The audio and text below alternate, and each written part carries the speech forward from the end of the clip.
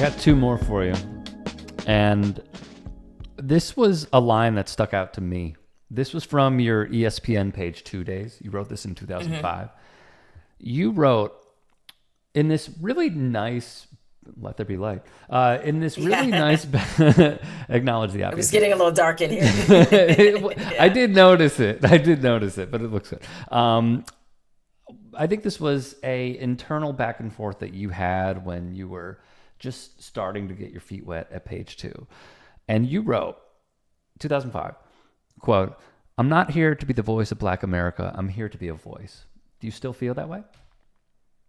I do, just because this is not to say that in moments I don't stand up for Black people or Black America, but I also don't want to make the dangerous assumption that we're a monolith, because we're not. I mean, that's very, very much proven we are not a monolith. And I'm not arrogant enough to believe that I should speak for an entire race of people. Can I represent to some degree? Of course. Can I fight for the things that I think are common struggles in Black America? Absolutely. But to position myself in any way to be the leader or the voice of, meaning the definitive only voice, to meaning the defining voice, no, I would never do that, because I think too highly of Black people to consider myself to be just the defining voice of, millions of, like 14% of the population. Like, no, that would be, I think that'd be kind of crazy for me to think of it that way. On your memoir, which, as I told you earlier on in this discussion, that I appreciated your vulnerability. If folks are unaware, just very quickly, your mother Denise had you when you were 18. She used heroin at 11, and at 11, you saw her use it firsthand. You wrote she suffered from PTSD, depression. She was divorced. She was sexually assaulted. The home was foreclosed. You wrote in your journal, as you called it, a release. Why was it a release for you? Yeah, and just to make sure people have the right picture. My mother, she had me at 18. And so the first time she experimented with drugs was when she was 11, and I was probably like 8 or 9. Mm-hmm. I didn't see her actually do the drug. She showed me the drug she was going to do, which was at the time crack cocaine. So, um, no, I think writing has always been that for me. It's been a saving grace. It's been a safety net.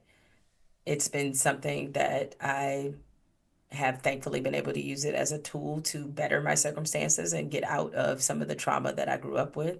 But it started from the place of being a refuge. And it's why my allegiance to it is so, it's just so, what is the word I'm looking for? It's everlasting. It is eternal. It is why it is that way, just because writing has given me way more than I could have ever imagined, more than I've given it at times, definitely.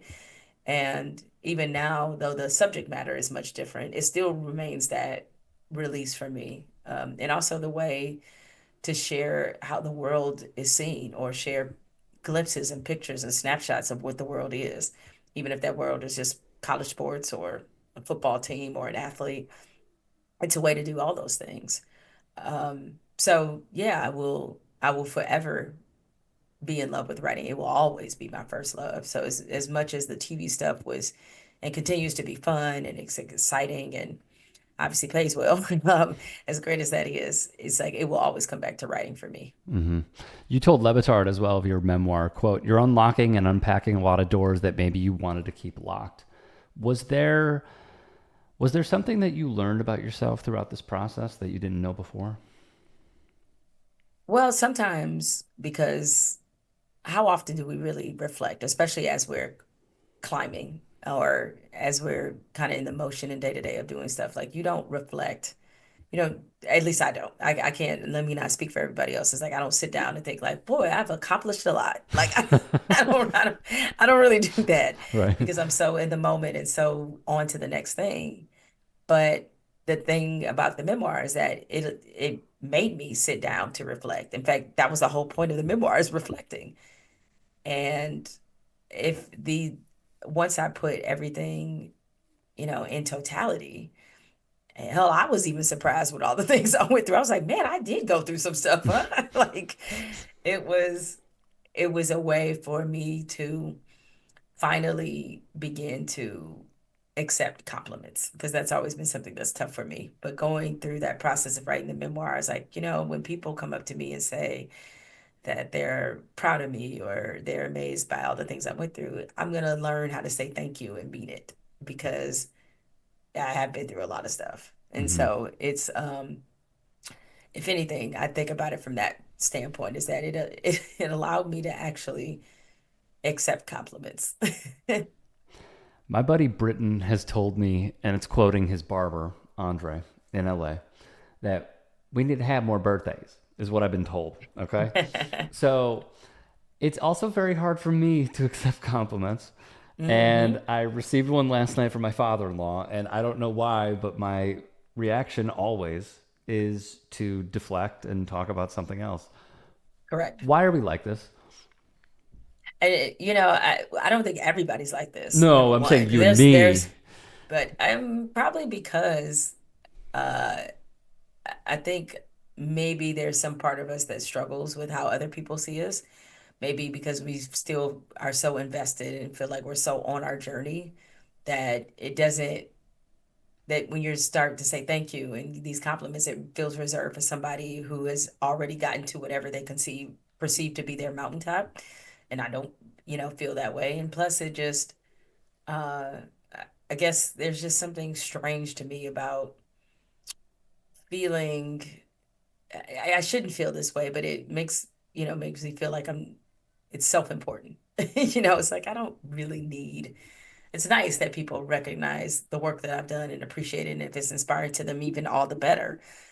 But it almost feels like too important of a place to hold that it's hard for me to wrap my head around Hmm. to where I'm just naturally like you, I deflect or say like or minimize or any of those other things. Uh, Maybe because I don't fully understand or appreciate how I got to where I got. Hmm. Well, as we conclude, I'm sorry to do this, but I have to give you a compliment. I Oh am no. very You have learned appreciative. nothing. it's You have very learned nothing, Jon it's Snow. You have very learned clear. nothing. I am very appreciative of your work. I'm very appreciative of what you do. I appreciate your approach, your fearlessness, and that you are unapologetically you. So thank you for what you do. Obviously, thank you for the time. It means a lot to me. But I appreciate what you bring to the space and what you have taught us in media. So thank you, Jemele. Well, I appreciate this conversation. This was extremely thorough. You really did your research, and that to me is a compliment in itself. Is that you were invested enough to ask me these wonderful questions, and so I appreciate you having me on.